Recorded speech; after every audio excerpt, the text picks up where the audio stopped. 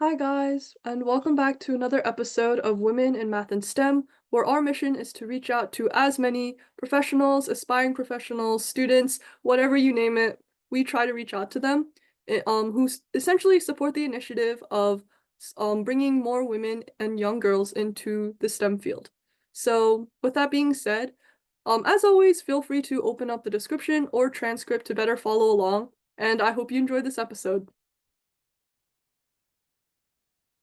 Hello, thank you so much for coming to the call today and speaking with me. I think I saw on LinkedIn that you were a senior software engineer. Could you sort of introduce yourself as well as walk us through your journey, whether it be your personal or academic journey? Yeah, sure. Nice to meet you very much. I'm a chief software engineer. I'm working currently in defense, but I have a lot of experience in other industries. I was very happy to see interest in STEM, specifically coming from young people and girls, because we still have not many of them. So in my company, we did some stats and we have 11% women, that across the board. Yeah, so it's not a great deal.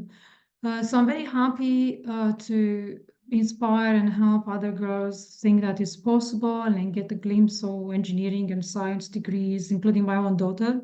So she wanted to do mostly psychology, but for some reason I managed to get her to a maximum in physics. So I'm always happy to open the eyes of young people to potential careers in maths and sciences or engineering.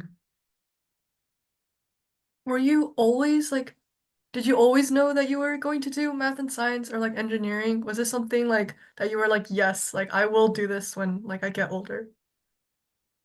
No, and it's quite normal not to know what to do because you are not born knowing everything. Beside that, our society is quite versatile, things change, so you need to be flexible.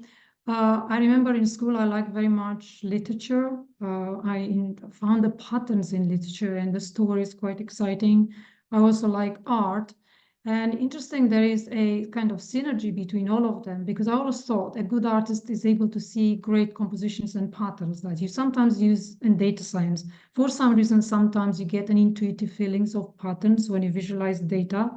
So I wasn't always sure I want to do engineering or sciences. However, there were these math challenges, that you start from the school level and you go upwards. So I had gold in the math challenges and I thought, well, definitely, I am able to understand maths, and kind of this positive reinforcement led me to this path, and I went to more competition and starting more and more, and understand that maths is a way of seeing the world. So you can see it in many ways. I'm absolutely sure that there are many ways of climbing to a mountain. But it brought order to the world. I was able to see pattern and to understand more, and I was curious about it. Obviously, even now I'm thinking, well, how big is this universe? How comes the fact that we can't comprehend everything? Why do I even exist? And also the problems of consciousness. Well, am I conscious? Well, why? It would have been so much easier for the whole universe not to exist at all because it's low entropy. However, there I am. So all these questions about existence, life, engineering, patterns kind of led me to this path, which I really enjoy. And then what specifically inspired you or motivated you to do machine learning, AI, as well as I think it was software engineering? Yeah, so I have a computer science degree and I worked most of my career in software engineering.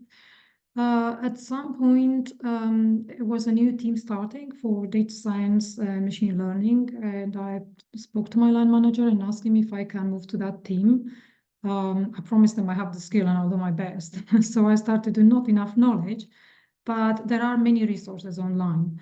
I spent time reading books and watching YouTube videos, which I still do every evening, and there are some amazing content creators there that really help. In that sense, it's one thing to have theoretical aspects of machine learning. When you start working with it, you realize it's not as you thought, because data, especially real data, has all sorts of inconsistencies. Or sometimes the data is not learnable in the sense that there is no pattern, or you cannot see the pattern because you haven't used the right model.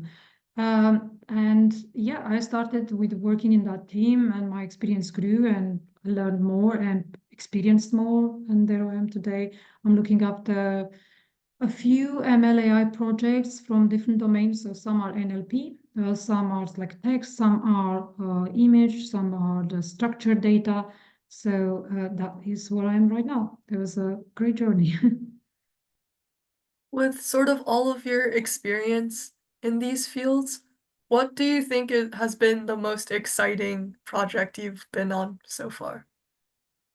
Probably what I'm currently working now is the most exciting because we are looking at the electromagnetic spectrum, and there is a lot of uncertainties in physics in there, and to see pattern in radio frequencies and also signal analysis when so there is an actor behind the signal being sent, but there is also physics involved. So you have like interference between signals, you have reflections, absorptions and different chemicals. So you see a return and you try to understand what was the intent of the signal being sent, or where is this target that I'm seeing a return from, try to deduce that. So that's very exciting, has a lot of physics. I found out in RF, like which is radio frequency, we have conjugate variables. So if you know one, you don't know the second one, like time and range. So it's kind of has some kind of quantum effects as well the engineering bit of seeing structure and structures in your data. So that is the most amazing part. And then I think this is kind of like a fun question, but I don't really know how like answerable it is. Where do you sort of see like machine learning and artificial intelligence a few years into the future or even like a decade from now? Well, if you read books on the matter, you know that we are predicted to approach singularity. Singularity is a point in the future when we cannot predict beyond that point. Even now, it's very hard to anticipate what's going to happen because, like a few years ago, ChatGPT showed up. We did not. Now it passes the Turing test, means it can deceive and appear being a human. Things are moving quite fast, and it's very hard to see where it's going. However, machine learning and AI is always reliant on data. So whatever data you put in for training, that is your model. The model is the data. And either we have to find a way of curating this data to remove the biases, because if you select a specific feature in your data to give to the machine learning, that feature will appear as being important. So what you put in is very important in your model. So you have to make sure we have number one, some kind of ethics when you design machine learning. Should have some explainability, although it's going to be quite difficult on deep learning. And yes, we need to make sure we have the right data to feed it with. Where is it going to? We all kind of dreamed that it's going to be conscious of the same at some point, but we do not understand the nature of consciousness. We don't know exactly when it's arising. Is it because there is a quantity accumulation that you have a qualitative jump, or is it more to it?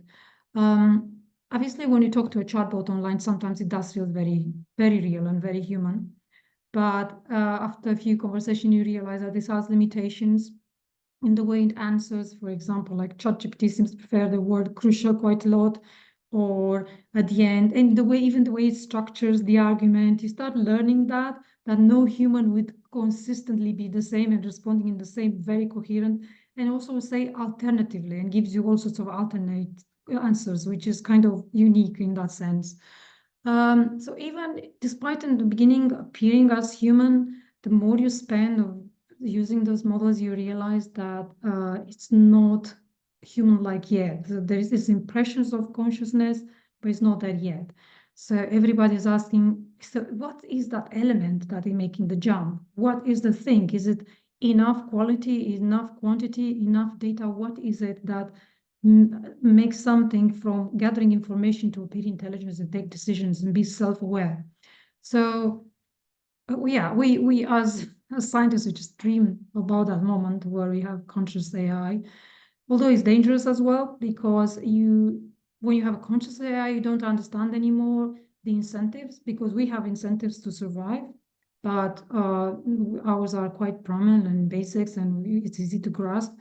But I would not understand an AI. I would not understand, is it going to be driven to survive like us, and in which way? What is it going to get the resources from? Is it going to obtain the resources? It's just complicated. issues that nobody actually can respond to. But it's fun to think about it. A conscious AI. It's crazy that we don't know what like consciousness means because I find that very interesting because all of us are conscious, but like we don't know what that really means. So that's interesting. Yeah, I thought I can't define mine either. I seem to be aware of the fact that I exist as a system or an entity. So there is always an inside and an outside. So that understanding awareness of an outside of myself is kind of close to a definition of consciousness, but it's complicated. There's people are thinking a lot about this. There's not a clear answer. And then sort of what's been the most difficult or challenging part about working on machine learning and artificial intelligence? Oh yeah, it's very challenging because in machine learning and AI, you get data. So that's step number one. And you get data that is either not very good, not much of it, or is not learnable. So learnable data, if you like plot it in a multi-dimensional space, a learnable data, appears to have patterns. So we do a lot of visualizations. So every single input comes on a one dimension, and we look at it. You rotate, you transform the space until you start seeing a pattern. So let's see, you can see some lines through, or you can see a specific pattern that is distinguishable. Sometimes that data doesn't seem to show any sort of patterns, which we call that not a learnable problem. And no matter how hard you try to improve the metrics, let's say one metric's accuracy, you sometimes cannot get over 60%, which is quite low. You have to aim for 80% accuracy in your prediction. So that's quite of demoralizing. It's either you have to change the dimension, bring new ones, or do other transformation to get these learnable patterns. But together, it requires a lot of manual work. It's called feature engineering. It's like understand sometimes having some domain knowledge, sometimes applying some math transformation on two of your feature and creating a third one that is more discernible. So that those moments are quite dissatisfying in the sense you try everything and you don't know what else to try. I've seen solutions like you have structured data. So structured data means it's organized in rows and columns, just like an Excel sheet. That's in, you might imagine they're all numerical features. So in structured data, I've seen somebody transforming the numbers to an image. So let's say you have like bars with colors and then use an image classifier and they are able to get better results. And you need that sort of creativity when you are stuck and you don't get results with one model. What are you going to do? What sort of transformation are you going to apply to the data in order to make it learnable? So that is the most challenging part. And then I was also wondering, have you faced any specific challenges? I think you mentioned that your workplace was 11% women. Have you like experienced any challenges because you're a woman in like this field? Yes, when you go in a meeting and you are the only woman, it feels strange. Obviously, I got used to it. And you either think there's something wrong with you or you feel like you are not part of the group for being slightly different. But more time passed, I stopped caring less, so I don't observe this element. But I was wondering, where are all the women? Why are not interested in these domains? Although I take it back in the sense we are 11%, but the ones that I know are amazing.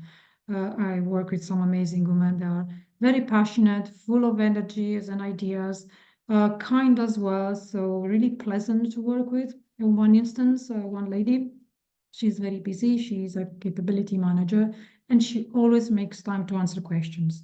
And I know how hard it is to find the time to answer my emails, but she always takes that time, which I find it extremely kind. Um, how it feels, I don't mind right now. And then sort of on the same note, do you have any advice for young students, particularly like young girls or young women who are interested in pursuing a STEM career or specifically like a machine learning or AI career in the future? Yeah, it starts with being curious. Being curious about the domain, whatever that happens to be, doesn't need to be necessarily STEM because they have, as I said, there is a synergy between domains. I always thought that some artists would be amazing of seeing patterns in the data, the way I rotate it. So I take the data, I plot it, I visualize it. It's called EDA or that's how we call it in the first step. So we look at it. So we rotate the space and try to see some patterns, to see some outliers.